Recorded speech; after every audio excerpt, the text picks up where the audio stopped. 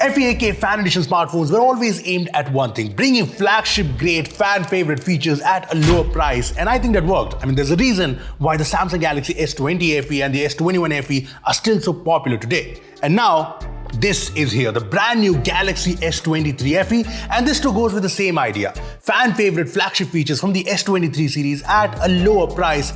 And you know what? I've been testing this phone, and this is interesting, not what I expected. I mean, this is what the new S23 FE looks like, and it's got a design that's very similar to the S23. It's got the same floating camera design with these aluminium rings around the cameras, and I personally like this design a lot. It's minimal, it's nice. This also has a Gorilla Glass 5 back, unlike the Fan Edition phones of the past. The S23 FE also comes in some really nice colors. There's graphite, which is kind of usual, but there's also mint and there's purple. I mean, I've always been a fan of these different colors in phones, and I really like the mint and the purple here, which is very different. Now, the S23 FE is bigger than the S23, which is obvious, and it has this matte aluminum frame which is slightly thicker, and it's also sharper around the corners. This also weighs 209 grams, and this has thicker bezels than usual, which is a little strange, but other than that, this looks and feels like a flagship phone, and it's got the premium features. I mean, this has the IP68 rating, and that means you can dip it in water and it'll be fine. This has wireless charging support, and this has Samsung Wallet support, so you can add your cards and tap and pay via NFC. This also has really good stereo speakers, a fast USB 3.0 Type-C port. This has the in-display fingerprint scanner, which is fast and consistent,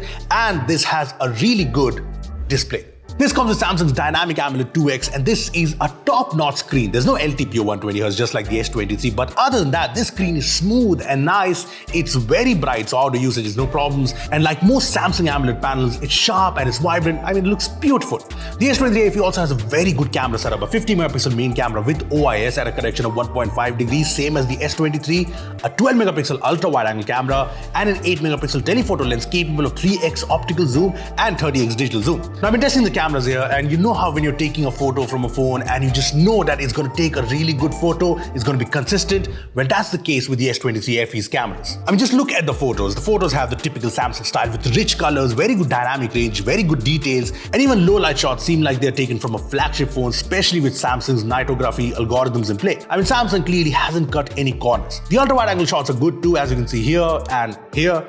The 3x optical zoom shots are also very sharp and detailed, and a special mention to the portrait mode with 3x lens, because the 75mm focal length makes the portrait shots look real good. There's also no compromise on the video front. This supports 8K video recording, and videos from the phone are very stable and the quality is top end. The front camera is also good. It's the same 10-megapixel sensor you see in the S23, and it does a really good job beating selfies or even 4K videos. And in typical Samsung fashion, you can switch between all of the lenses when shooting 4K videos, even the front camera. Awesome. This also has the same software support that's reserved for flagships. This comes with One UI 5.1 on top of Android 13, and this will get 4 OS updates and 5 years security patches, just like the S23 flagships. This even has a fairly big battery at 4500 mAh, and while there's no charger, it supports 25-watt charging, which is one area where I feel Samsung needs to do better and match the competition. Now, you're probably wondering, what about Exynos? Well, let's talk about it.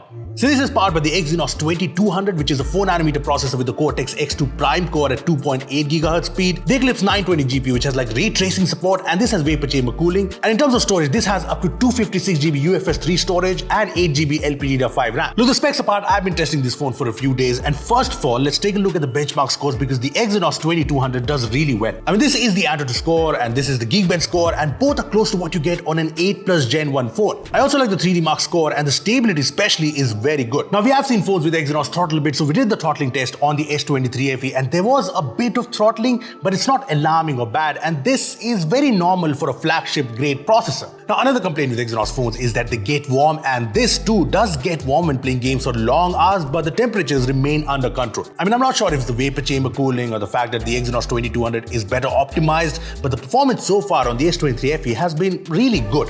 Sure, it's been only a few days, but everything is smooth to use, and gaming is what you would expect on a flagship high-end phone. Look, to sum things up, if you ask me, I think the Galaxy S23 FE lives up to the whole fan edition tag. I mean, it brings all the flagship features you want, be it things like the IP68 rating or wireless charging, a fast USB-C port, a telephoto lens, a premium design and display, the same software support as the flagship. So yeah, this is a fan edition phone, alright. Now, I know the bezels could have been better, and I want faster charging in Samsung phones, and also there's been a debate going around the pricing of this phone. So this has launched in India at rupees 59,999, and there is a 10,000 rupee bank discount with the HDFC Bank card.